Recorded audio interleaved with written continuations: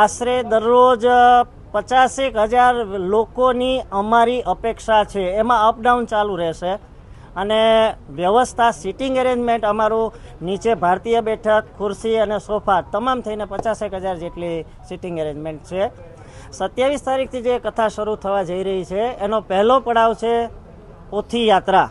આ પોથી યાત્રા છે એ પોથી યાત્રા વિરાણી હાઈસ્કૂલથી શરૂ થઈ ઇમ્પિરિયલ હોટલ, જિલ્લા પંચાયત, કિસાનપરા ચોક થઈ અને અહીંયા સભા સ્થળ ખાતે આવશે।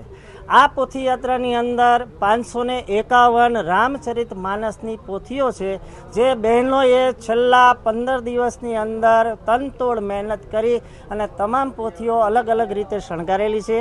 એ 551 પોથીઓ છે એ બહેનો પોતાના મસ્તક પર ધારણ કરી અને ત્યાંથી ચાલતા ચાલતા અહીંયા આવશે।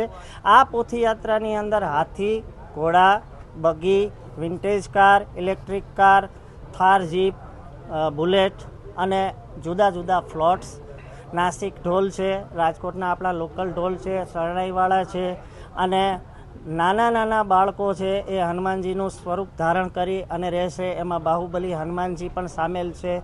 અલગ અલગ જાતના વિવિધ રાસ મંડળીઓ, જુદા જુદા સંતો, મહંતો અને પૂજ્ય હરિપ્રકાશ સ્વામીજી પણ આ પોથી યાત્રાની અંદર સામેલ રહેશે। આ પોથી યાત્રા લગભગ ત્યાંથી શરૂઆતમાં પોથી પૂજન વિરાણી કોલેજમાં, વિરાણી હાઈસ્કૂલમાં થશે।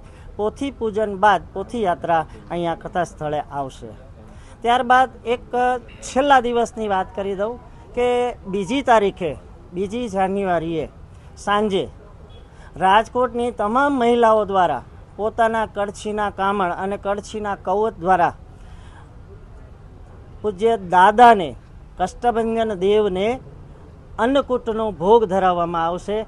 એટલે આખા રાજકોટની બહેનો છે એ પોતાના ઘરેથી વાનગીઓ તૈયાર કરી પોતાના રસોડાની અંદર જે વસ્તુઓ છે એ વસ્તુઓ દ્વારા અન્નકૂટ બનાવી અને અહીંયા આપણે જે જગ્યાએ બેઠા છીએ એ જગ્યાએ પૂજ્ય દાદાનું મંદિર હશે। આ મંદિરને ફરતે આ અન્નકૂટને સ્વયંસેવકો અને મહિલાઓ છે એ બધા શણગારી અને દાદાને અન્નકૂટ ધરશે અને 2 તારીખે જ્યારે પૂર્ણ થાય કથા ત્યારબાદ આ અન્નકૂટનો પ્રસાદ અહીંયા જેટલા ભાવિકો હશે એ ભાવિકોની વચ્ચે વહેંચવામાં આવશે।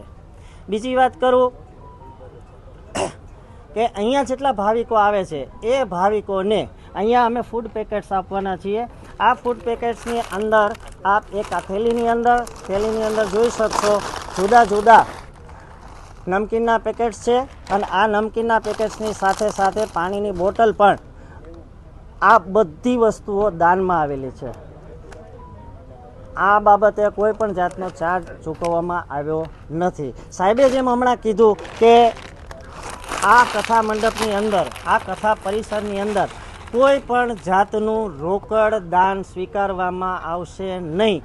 કોઈ જગ્યાએ દાનપેટી રાખેલી નથી, કોઈ જગ્યાએ QR કોડ પણ રાખેલો નથી। માત્ર અને માત્ર રાજકોટના યુવાન અને યુવતીઓ છે એ આ હનુમાનજી તરફ વળે અને હનુમાનજીના તમામ ગુણો, દાસ ભાવ છે, સેવા ભાવ છે, નમ્રતા છે, નિડરતા છે અને શક્તિશાળીપણું છે, આ હનુમાનજીના તમામ ગુણો છે એ રાજકોટના યુવાન અને યુવતીઓની અંદર આવે એટલા માટે થઈ અને આ કથાનો મૂળ હેતુ છે। નંબર 2, 31મી ડિસેમ્બરની સાહેબ વાત કરશે પણ 31મી ડિસેમ્બરે જે આપણે સૌ પાશ્ચાત્ય સંસ્કૃતિની બાજુ જઈએ છીએ એની જે દોટ છે એ દોટ છે એ દ્રાક્ષમાંથી આપણે રુદ્રાક્ષ તરફ જવાનું છે અને વાઇનમાંથી ડિવાઇન તરફ જવા માટે થઈને રાજકોટના તમામ યુવાનોને મારી નમ્ર અરજ છે, હાર્દિક અપીલ છે કે આપ સૌ અહીંયા આવો અને આપણે સૌ હનુમાનજીના જે ગુણો છે એ ગુણો આપણા જીવનની અંદર આત્મસાત કરીએ આવી મારી સૌને અભ્યર્થના છે। અને રાજકોટના તમામ વડીલોને મારી નમ્ર અરજ છે, આપ અહીંયા સુધી ન પહોંચી શકો તો કોઈ વાંધો નથી, આપ ચેનલોના મારફતે આ કથા લાઈવ નિહાળી શકશો પણ આપ આપના બાળકોને આ કથા મંડપની અંદર આવે એવી આપ સૌ ભલામણ કરશો। અસ્તુ, જય કષ્ટભંજન દેવ। ટીવીમાં કઈ ચેનલ દ્વારા આજે આ પ્રસારણ છે? આવતીકાલે એટલે કે 27 ડિસેમ્બરથી 2026 2 જાન્યુઆરી સુધી હનુમાન ચાલીસા યુવા કથાનું ભવ્યથી ભવ્ય જે આયોજન થઈ રહ્યું છે, આ કથાની ખાસ વિશેષતા એ છે કે હનુમાન ચાલીસા યુવા કથા એ કોઈ વ્યક્તિગત સમાજની કે કોઈ વ્યક્તિગત નામની નથી. આ કથા એ સમગ્ર રાજકોટ વાસીઓની કથા છે. એ ઉપરાંત કથાની ખાસ વિશેષતા એ છે કે વિશાળ જગ્યાની અંદર આશરે 50,000 જેટલા કથાનું રસપાન કરી શકે એવી ચેરની વ્યવસ્થા કરવામાં આવેલી છે. 120 ફૂટ જેટલી વિશાળ LED છે, જેમાં 3 લાખ વોટની સાઉન્ડ અત્યંત આધુનિક એવી સિસ્ટમ છે, જેના દ્વારા 6D સાઉન્ડની ઇફેક્ટ છે એ પણ લાવી શકાશે.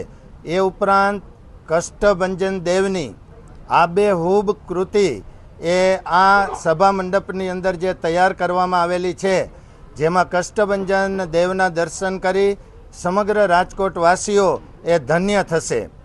ખાસ કરીને આ કથાની અંદર જે પરમ પૂજ્ય હરિપ્રકાશ સ્વામીજી મહારાજ સાળંગપુર વાસી છે, એ જે કથાનું રસપાન કરાવશે, જેમના રૂવાડે રૂવાડે હનુમાનજીના ચરિત્રની ગાથા વણાયેલી છે, એવા પરમ પૂજ્ય હરિપ્રકાશ સ્વામીજી મહારાજ આ કથાનું રસપાન કરાવશે. એમાંય ખાસ વિશેષતા એ છે કે આ કથાનું 1 વીક સુધી જે રસપાન કરાવશે, એમાં પરમ પૂજ્ય હરિપ્રકાશ સ્વામીજી મહારાજને કોઈ પણ પ્રકારની ભેટ સોગાદ કે કોઈ રોકડ દાન છે આપવામાં આવતું નથી.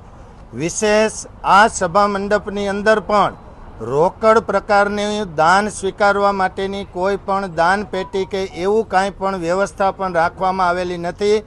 માત્ર ને માત્ર કથાનો ઉદ્દેશ એ છે કે સમગ્ર રાજકોટ વાસીઓના દીકરા અને દીકરીઓ સત્યના માર્ગે ચાલે, હિન્દુ સંસ્કૃતિને ફોલો કરે અને પોતાના મા બાપ, કુટુંબ અને સમાજના સાચા દીકરા અને દીકરીઓ બને, એ ઉદ્દેશથી આ ભવ્યાતિ ભવ્ય હનુમાન ચાલીસા યુવા કથાનું આયોજન કરવામાં આવેલું છે.